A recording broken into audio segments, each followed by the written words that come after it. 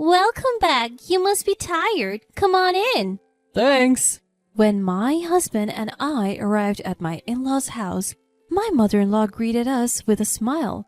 However, she only invited my husband inside. As I tried to enter, she glared at me and said, "You're not needed here." She slammed the door shut. What? I was completely taken aback.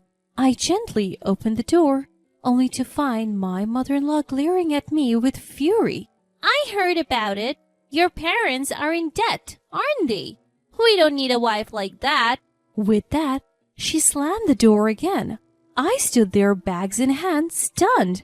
From inside, I could hear my husband and mother-in-law laughing and having a good time. I realized I didn't need to endure this kind of treatment just to be at my in-laws' house, so I quickly left. My name is Nancy. I'm a 32-year-old doctor working at the hospital my parents founded. I met my husband John when he was admitted to our hospital after an injury. He's charming, friendly, and a great conversationalist. Even though he's 5 years younger, he seemed mature and dependable. We got married after a year of dating. He works as a vice president at the company his father runs. Mother-in-law also worked as an office worker at father-in-law's company. Both his parents were thrilled when we got married. Your parents ran a big hospital and now a doctor is becoming our son's wife? It's like a dream. We're so glad to have you, Nancy. My mother-in-law used to be so kind to me. Every year, during Christmas and other long holidays, we would visit my in-laws' house. They always welcomed us warmly. I would bring delicious food and drinks as gifts, which they would use for New Year's celebration. My mother-in-law would take the lead in cooking, and even though I would offer to help, she would decline. "Nancy, you work hard as a doctor. Just relax." Your family. Don't feel like you have to do anything. My husband would add. I always looked forward to these visits, but today was different, especially my mother-in-law. She looked at me as if I were an enemy, her gaze cold and piercing, almost like a vampire. This was the first time I had experienced such coldness from them. Death at my parents' house? I had never heard of such a thing. I have a younger brother, 2 years my junior, who's also a doctor. We both work at our family's hospital. Recently, my father called me for a discussion about his health, but there was no mention of any debt. Driving home, I remembered a conversation with my husband from a week ago. Both of us have busy jobs, but that day, we happened to come home at the same time. My dad's retiring from being a doctor. He says his eyesight isn't what it used to be, especially for surgery, so they have decided to close the hospital. My husband looked shocked and exclaimed, What? The hospital's closing? Do they have debts or something? I'm not sure about debts, but they're planning to sell the hospital property. So you won't be working at the hospital anymore? I'll be taking a break for a while, but before I could finish, I received an emergency call from the hospital and had to leave immediately. We'll continue this later. I had said that, but there was hardly any time for it. Afterwards, my husband claimed he was busy at work and came home late. With my night shifts, we hardly spoke. I'm sure he exaggerated our conversation, thinking my parents' hospital had closed due to debts, and that I was involved in paying them off. He must have told his parents that. Still, the cold treatment from my mother-in-law was unbelievable. Lost in these thoughts, I was heading home when I heard phone ringing from my bag. Locked out by my mother-in-law, I had driven off with my husband's belongings still in the car. His phone was in the bag, ringing non-stop. I had never looked at his phone before, but thinking it might be urgent, I decided to check. I pulled over, took out his phone, and tried a few passwords. Knowing my husband's aversion to complications, I figured it wouldn't be too complex, as I thought it unlocked with his birthday. The caller was a woman named Susan.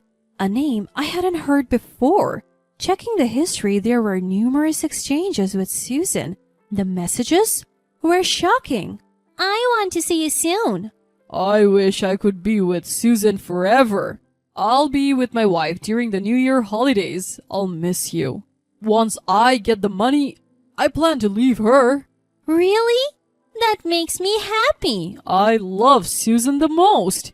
It seemed my husband had been cheating on me. I had thought of my husband, father-in-law, and mother-in-law as kind-hearted. I was the only one. Back home, I couldn't shake off the contents of his phone. I went into his study, looking for more evidence. Opening a drawer, I found photos of him with an unfamiliar woman, apparently from a trip, and hotel receipts. There were other shocking discoveries. Unable to come to terms, I decided to visit my parents' house. When I rang the doorbell, my mother, surprised, opened the door. "Why are you here so late? You look pale. Are you okay?" Seeing her caring face, tears streamed down. Noticing my state, she wrapped me in a blanket. My father, sensing something was wrong, asked, What happened? I told them about the in-laws and the affair.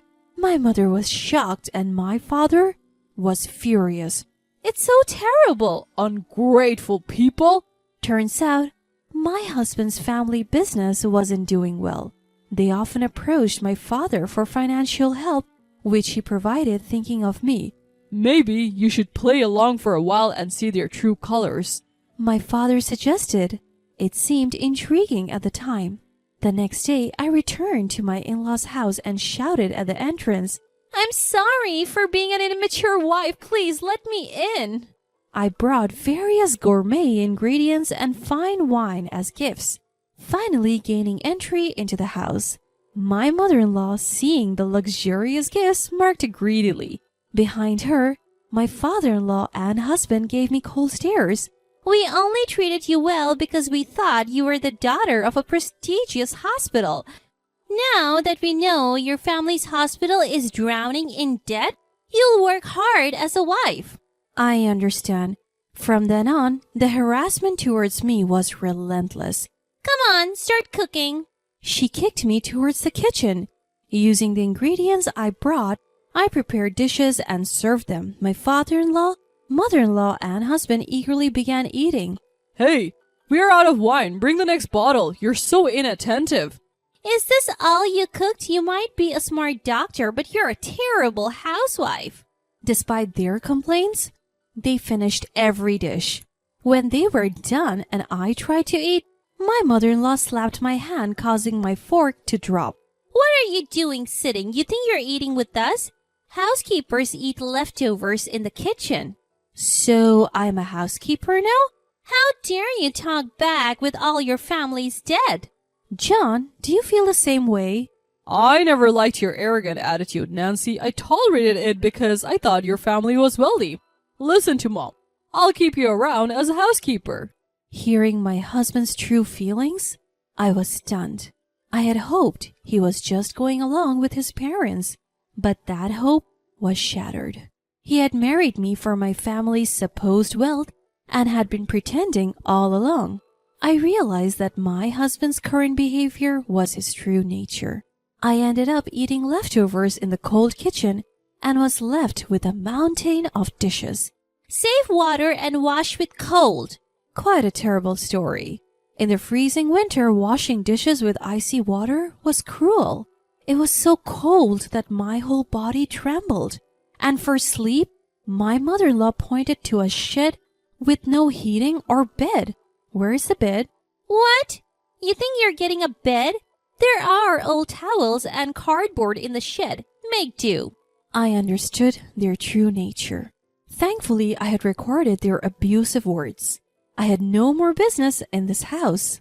That night, in the freezing shed, anger towards my father-in-law, mother-in-law, and husband kept me warm. I'll never forgive them. Late at night, after they drunkenly passed out, I drove back to my parents' house. After a good night's sleep, as I was packing the next morning, the door burst open. My mother-in-law and husband stormed in. You think you can just leave without making breakfast? What's the meaning of leaving your husband behind? Their contemptuous looks were terrifying. It seemed my father-in-law was at work, but my husband and mother-in-law had come to berate me further. I am done with both of you. You dare talk back to your mother-in-law and husband? You're even worse than I thought. We can divorce if you want, but if you initiate it, you will pay compensation. Maybe you can sell the hospital's land. It should fetch a good price. We'll take that. That's a good idea. I said it sarcastically, but my husband just smirked, thinking he had the upper hand. Then he threw a paper at me. It was a pre-filled divorce application. If you don't do as I say, I'll use this. Good. This clears things up for me. What? You thought I would beg you not to leave? You, with a bankrupt hospital and drowning in debt, have no choice but to cling to me, right? He was completely mistaken. While it's true my father retired and closed the current hospital, we plan to relocate to a new facility near the train station. My brother and I would work there with me as the director. Far from being in debt, we had more than enough assets. Upon hearing this, my husband and mother-in-law turned pale. That's a lie, right? You deceived me? I tried to explain, but you didn't listen and jumped to conclusions.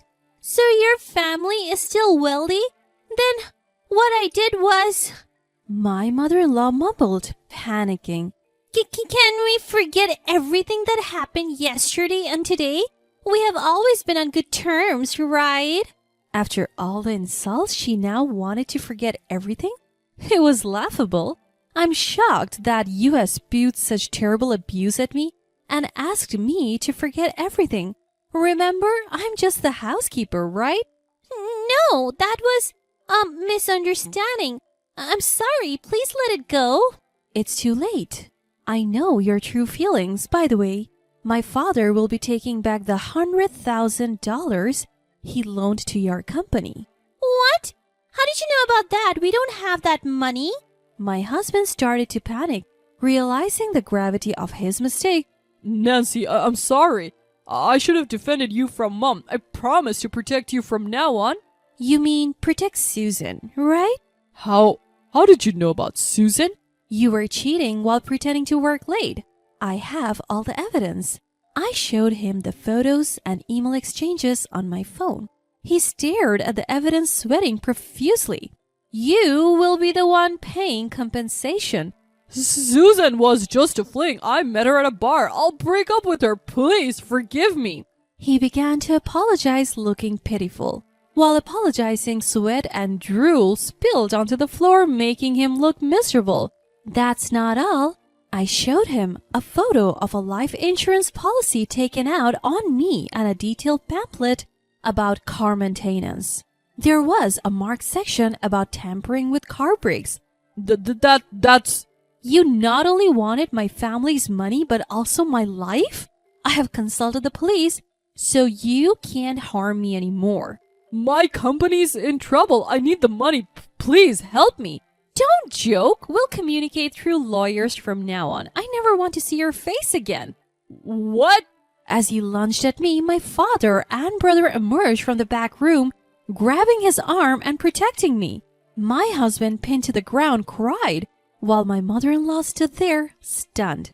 The house was purchased under my name. I'll be selling it, so please leave as soon as possible. My husband and mother-in-law, who always had an excuse not to leave, were sadly sent away by my brother. After that, I got a divorce. I received compensation from my husband and the woman he cheated with. He kept begging to get back together. When I threatened to consult the police because he was too persistent, he stopped coming around. Through a lawyer, I demanded repayment from my father-in-law's company, and the $100,000 my father had lent was safely returned. My father-in-law's business, which was already struggling, went bankrupt with a lot of debt. My father-in-law, mother-in-law, and husband now live in an old apartment. They juggle multiple part-time and day jobs but can't seem to keep up with their debts. I work as the director of a newly built hospital. With my brother's help, we are dedicated to helping those suffering from injuries and illness. It's fulfilling every day. I bought a comfortable apartment near the hospital, and I'm enjoying living my own life.